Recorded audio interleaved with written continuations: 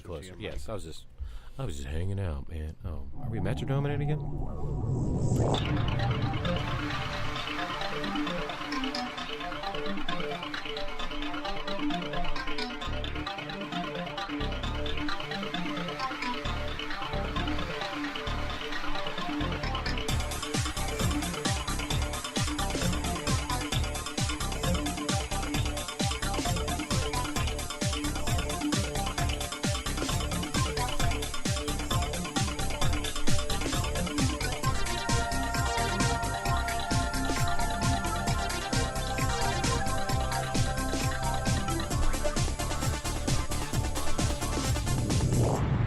Good evening and welcome to A Couple of Marks. I am Johnny Mark. And I am DJ Mark. And we are live To tape. from the Couple of Marks studio here in Arlington, a.k.a. Agtown, Texas. That's right. We took a week off because I got allergies and died. It's springtime here in Texas, and that means rain and pollen. Lots of it, and I'm allergic to all of it. Are you allergic to rain? Yeah, Is this especially like I'm Unbreakable? most allergic to Oh, rain. no. Yeah, I'm like a regular old bubble boy over here. Johnny T or the other guy? What's his name? He was in Jarhead and Donnie Darko. We all know what we're talking about. Jake Gyllenhaal. That's it. That guy. I'm that one. I've only seen part of that movie. So today we are going to talk a little bit about the new National Wrestling Alliance that's headed up by one William Patrick Corgan. That's his business name. Is it? Mhm. It's Billy for everybody else. Billy Corgan from the Smashing yeah. Pumpkins, if you don't know. Smashing Pumpkins fame. Business Or man, William Zion? Swan. Swan, that's it. Zion is like we're not going to get into that. Okay. And in the main event of the evening, we will discuss Money in the Bank, past, present, and future, because there's a show coming up, May 25th? No, it's May 19th. May 19th. As I told Rody before the show started, I have not watched wrestling since WrestleMania 35. That's 3 weeks. You're fine. You can catch up. But first, we are going to talk about two of the most decorated Money in the Bank participants in the Superstar Spotlight Of all time. of all time, but especially in Money in the Bank history. Mm-hmm. Edge and CM Punk. I've heard of both of these fellas. Yeah, and one of them Sexton just, Hardcastle. Yep, Chick Magnet Punk. Mm-hmm. Cash Money Punk. One of them I got just a lot of dumb ones. Wait for it. So did he, I think. One of them just made their return to professional wrestling, kind of. From what I've heard, he's done it multiple times. But he for sure did it in Milwaukee. Just wants to run in and be like, "Hey guys, remember this move I used to do?" I didn't, and he didn't even do it that well. It was a very bad go to sleep. I wonder if it was the other guy. Anyway, so Edge, we all know, like, this is going to be, I think, a little bit different than we normally do the Superstar Spotlights, because I don't need to tell you how many WWE Tag Team Championships Edge won. It was like 12. Okay. I don't know if it was that many, but it was a lot. We can find out real fast. I actually have it pulled up. He is a 12-time oh, wow. world.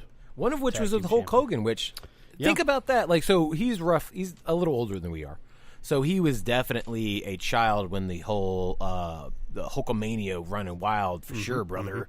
And so think about that as a kid. Yeah. And then you're an adult and you're a pro Oh, and wrestler. I won the world tag titles with this guy. Exactly. All right, not bad for a Thursday. Yeah. No big deal. I think it was on SmackDown. It was. which would have been Thursday. Well, they taped it Tuesday. You're right. Yeah, Fair. I messed that joke up because I don't understand live and non-live TV. Well, but it was aired on Thursday, so your joke still works. It still stands. Just a mark that thinks everything happens on Thursdays. As of later this year, it will be Fridays. So It will be when Fox is like, "What, a 2 rating? Get these fuckers off this station. Put them on FS12. No one cares about it. Put it over there." do we have a repeat of the Cleveland show we could put on? Because that'll do better numbers. Anyway, Edge was the first Money in the Bank winner. He was. Which I think is pretty important. And he's the second longest. Yes. Yes. And he also is a 2-time cash-in. Mm-hmm. But he's only technically won it one time. Because he didn't win. I don't even think he was in that match when Mr. Kennedy won. He was not. And then Mr. Kennedy was like, "I am going to get popped for steroids, so of course I'll give this briefcase to you, Edge." You can have it. And he did. I think Edge's cash-in set the stage for I think so, everything. too. Like, it is that's how you picture people cashing in the Money in the Bank contract. And I would say that since CM Punk was the second... actually, Edge was in that match. I'm sorry. He was in the match. Yes. He just didn't win the match. Right. Was CM Punk win the second one? No, Mr. Kennedy. He won the third one. No, he won the fourth and the fifth one. So, the only person to do it 2 times in a row. But he was like a face who cashed in, and like we hadn't really seen that before. Punk? Yeah. Right, but he cashed in the first time he cashed in on a heel champion. Right, that's what I'm saying. Yes, like, so like we see like Edge kind of did like the quintessential like here's how you cash in on a face if you're a heel, and CM Punk kind of did the here's how you cash. Although I guess RVD did the more honorable like. He is one of I believe 2 or 3 people who have actually told people ahead of time, hey, this is when I'm cashing in, and that was at One Night Stand, and Edge, man, we're talking about right now, had a lot to do with him winning that match as well. He did. It was a good time. Edge was kind of all over the place. Yes. In a good way. He would like be like, oh man, I'm in a main event feud. Cool, that's awesome. Oh no, I'm in a tag team with Chris Jericho or fucking Randy Orton or whatever. Rated RKO. Yeah. This is still great too. Might this as well. is still like some of the best stuff they got going right now. Did he win the tag titles with Rey Mysterio Jr. If he won. Okay. He won the WWE Tag Team Championship with That's Rey right. Mysterio. But King of the Ring, won King of the Ring. What's your first memory of Edge? Edge, seeing him in the fucking rafters. Oh yeah, okay. Because he did the Shield thing before the Shield did. Well, yeah, kind of with the Brood, yeah. By himself. Yeah, he did. You're totally right. Like I remember, like I did a little research about Edge, and he'd been doing Canadian indies for a couple of years. Sexton Hardcastle, and then I guess finally got to WWE, did the development stuff for a little while. And then they were like, "Yeah, we're just going to put him on TV." And so, like, he showed up on Sunday Night Heat, and I loved Sunday Night Heat. Sunday Night Heat Heat was like so fun when it first came out. Like, in a lot of ways, I like that better than Raw because it was 1 hour of just like crazy action. Until it was they changed it to like highlight, one match, highlight. Yeah, it fucked up. Well, then they had SmackDown, so it's not like they didn't. That's true. They had more time at that point. But anyway. So he'd show up and just come to the crowd, and like they showed those weird vignettes where he was like fucking beating people up on the streets and on like, a subway. Yeah, like, but then he like broke somebody's neck this first match he was in. Remember that? I do not remember. Oh yeah, it was one of the Bariquas, I believe. And like so he went over. He was doing like the somersault over the top. His leg just happened to hit the guy's top of the head. Kind of shifted a little too much. Sorry, Bad news Edge. bears. Yeah, Dory didn't teach you very well, I guess. Well, he was only Dory's like, that's not my fucking business, man. He was in a Funkin' dojo, so. But they trained with Brett actually, also. Yes, they did because Brett was like, I kind of hurt my knee. I guess I'll go ahead and train people. I guess you guys can come over to my pool. Yours is way too Canadian. But yeah, so that was my first memory and being very intrigued by this character. Not like I've never really like been blown away by Edge's ring work. Like I don't think he's like gonna go down as like one of the best ring workers of all time. He was entertaining in the ring though, and he used what he had very well. Right. But I mean, I would never be like, oh yeah, Edge 5-star classic every match he had. No, like sorry, like right. You're not gonna see him on the pay-per-view list, and you're like, oh, that's the match. To see barn tonight. burner, baby! Yeah. Like it's gonna be so. No, it's gonna be a good wrestling match, right. but like him and Taker at 24. Really good though. Yeah, and I think if you give Edge, time to do that, like he's good in those type of matches. Because you're right, like his WrestleMania matches always seem to be like way better. Right. God, that one with him and Foley. What was that 22? Yeah, the one where they did the spot through the table where I was outside cooking burgers. I was like, what happened? There was flames in the match. Yeah. So I mean, like he's had a whole career full of amazing moments. I don't really know what else to say about him. He's had every title.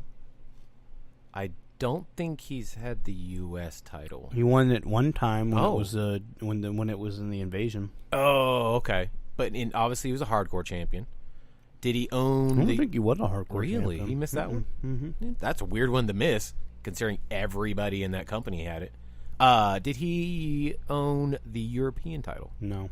That's what I thought. I knew he didn't win that one. He was like too good for the European title by the time, like I think, like cause he kind of Christian jumped had it over that. He went because he did the Brood stuff for a little while, right? And if he had done single stuff, it probably would have been for the European title, but they did tag stuff instead, and then because they were reeking of awesomeness. They were a great tag team. 5-second pose. Love it. That was a Skittle. It was a dropped. Skittle. So anyway, Edge, super great. Fantastic. Love him. Here's a guy I don't like as much. Oh, Chicago made Punk. Mm-hmm. Chick Magnet Punk. I don't dislike Punk. Charles Montgomery Punk. Can't MMA Punk. See what I did there. I don't hate him. He's a great wrestler. He's good. Phillip Brooks. That's the man we're talking about. Don't say that to his face. Philly Brooks. I can't call him. I don't think so. You know what? Phil Brooks. Philly. I'm gonna call. I always call him Philly Brooks. You're calling out CM Punk. I mean, I called out The Rock. So I call The Rock Dewey. So until they tell me I can't do it, I'm gonna keep doing it. Okay. So Philly Brooks, born October 26, 1978, in shocking Chicago, Illinois. He's 6'2", 218. That's what he was billed at. He fought at 170, I believe, when he was in UFC. He looked really skinny, though. He did. Well, I mean, he dropped all that water weight. So. He was supposed to. He's in a legitimate sporting competition. Former 5-time IWA Mid-South heavyweight champion, 2-time Mid-South light heavyweight champion, 2-time ROH tag team champion, 1-time. I was surprised he only won it 1 time. 1-time ROH world heavyweight champion. Yeah, when I was way out of the company. Exactly. That was the best. Summer of Punk. We'll get there in a second. 1-time ECW champion, 2-time world heavyweight champion, 2-time WWE champion, 1-time IC champion, 1-time world tag team champion with Kofi Kingston. And as we mentioned, 2-time and the only person to win it back-to-back, Money in the Bank winner. So, he struggled. His father struggled with alcoholism when he was a kid, and that really kind of put in his head the drug-free, straight-edge lifestyle. So much he's got the straight edge tattooed on his stomach. He's got drug-free on his knuckles. And then he started wrestling in backyard wrestling, actually. Him and his brother and a bunch of other kids. Lunatic Wrestling Federation. That went on for a while. So much Sounds like some CM Punk shit. Right, and some Chicago. Some 15-year-old CM Punk shit. Lunatic Wrestling, let's do that. So they did it so much so that they had to they were starting to run shows out of a warehouse in Illinois. And then he found out his brother was embezzling thousands of dollars. And he was like, wrong, I'm out. He bionic rednecked his own brother? Uh-huh. They haven't talked since. Hey, man. It's in the documentary. Apparently you don't mess with CM Punk, because if you burn him once, he will destroy you. I've got a feeling he's just got, if he's stuck on it, he doesn't give a shit. He's out. Bye-bye. So he left there, started training at Steel Dominion, which was Ace Steel, who, for some of you, may remember him for playing Donald Trump in the Donald Trump versus Rosie O'Donnell match. He was also in the WWE for a cup of coffee. For a very quick cup of coffee. So he trained there, and then he met a young upstart named Scott Colton, otherwise known as Colt Cabana. They were friends forever until court cases came up. Until 3 years ago. 3 years ago. So then they moved on to wrestling in IWA Mid-South. So IWA Mid-South was started by Ian Rotten, and it was mainly hardcore in the beginning, and then they brought in guys like CM Punk to kind of do what ECW did, where you'd have a hardcore match, then you'd have a match like Dean Malenko versus Chris Benoit. And then you'd have some backyard dudes come in and tear the shit apart. So like him, Chris Hero, a.k.a. Cassius Ohno, Colt Cabana, they all really brought up what wrestling really is in IWA Mid-South. So they were there for a long time. He's fought guys like AJ Styles and Eddie Guerrero came through there. This is when Eddie had the issues with WWE. He left. Anyway, so he was mainly known for his feuds with Chris Hero, having a 55-minute TLC match, a 93-minute 2 out of 3 falls match. Very oddly specific times. That's what Wikipedia told me. That was just I thought it was like... No, they just happened to go. Okay, I thought it was a 93-minute Iron Man match. Okay, weird. If that's what you guys want to do. So around 2002, he debuted in Ring of Honor, and then was immediately in one of the top feuds of 2003 with Raven. So Raven and him, they culminated that in a steel cage match, which is, if you look at it now, the steel cage was fucking weird because they had like actual not shelves, but like perches in the corners. Yeah, you remember that? The guys, Jack Evans could get up there and do 800 degree flip off the top. Mm-hmm. Which we all know